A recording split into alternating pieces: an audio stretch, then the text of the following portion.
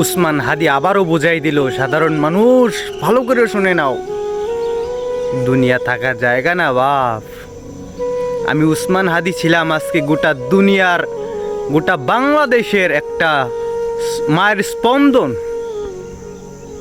সেই উসমান হাদি আমিও চলে গেলাম।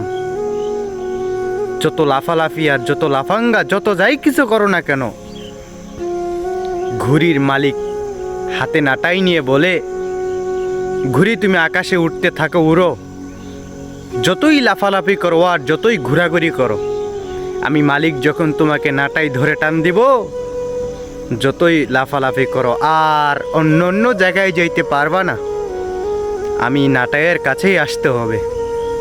ভাই ও বাপ, আবারও তোমাকে সেই মেসেজ দিয়ে উসমান হাদি আমাদেরকে বুঝিয়ে দিল, দুনিয়া আমাদের চিরস্থায়ী জায়গা না।